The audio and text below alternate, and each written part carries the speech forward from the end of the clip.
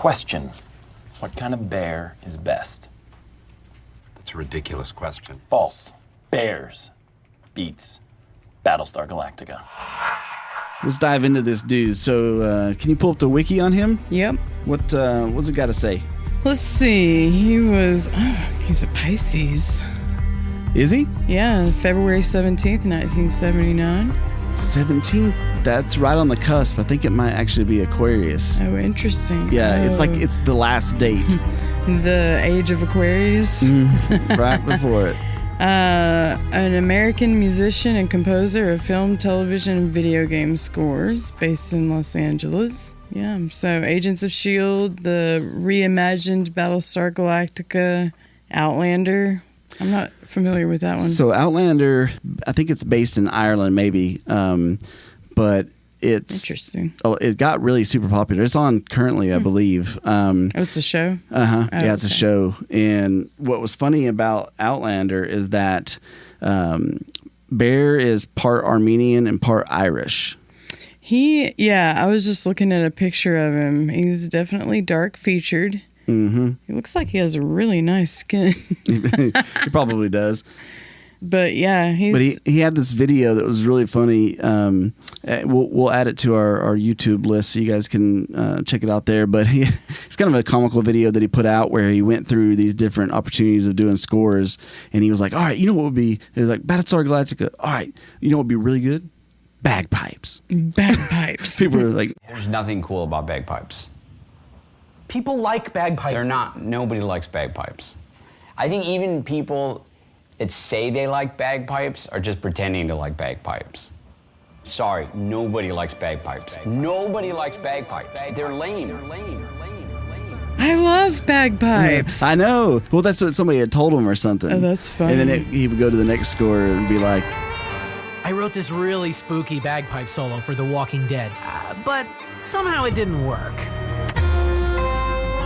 Marvel's Agents of S.H.I.E.L.D. Now this one I knew would be awesome with a soaring bagpipe solo. That didn't work out either. And then when it got to Outlander, he was like, "Hey, dude, I know that you're probably busy, but I'm doing this new show called Outlander in Scotland." Outlander? I'm just wondering, you don't know anything about bagpipes, do you? We did it, buddy. There's a show called Outlander, and they want bagpipes. They want bagpipes. This is it, buddy. Fire it up. This is the one we've been waiting for. Finally, I get to do bagpipes. Yeah, so speaking of, he won an Emmy for the main title of Da Vinci's Demons.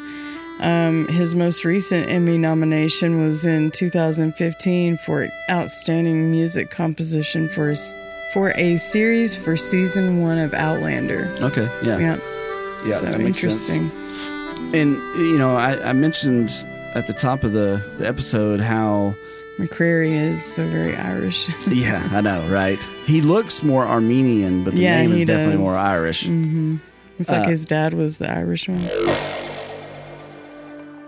Through our Power of Sound show, we at Boombox love exploring how sound and vibration create and interact with our reality, how the music of the universe is constructed and its impact on our subconscious minds, and how scores, the soul of the TV and film industry, manipulate our emotions and guide us to conclusions.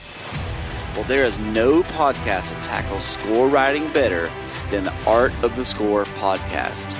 They demystify and celebrate some of the greatest soundtracks of all time, with heavy emphasis, of course, on the legend himself, John Williams.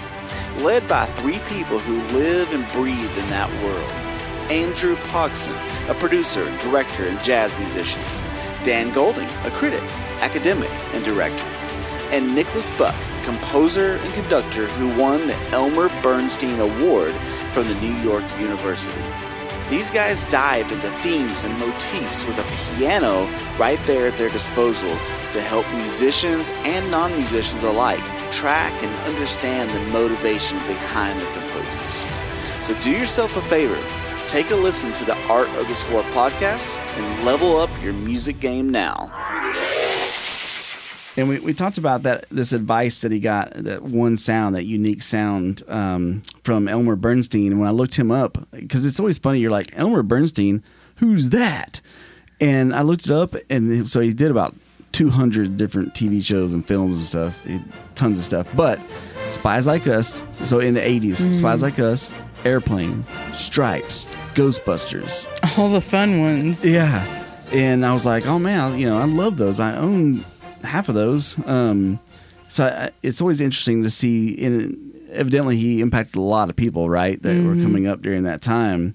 What I always think is fun to think about is that whole idea about the sound design mixed with score and how that plays a part. So let's go ahead and go into the first score that I pulled out, which is Battlestar Galactica.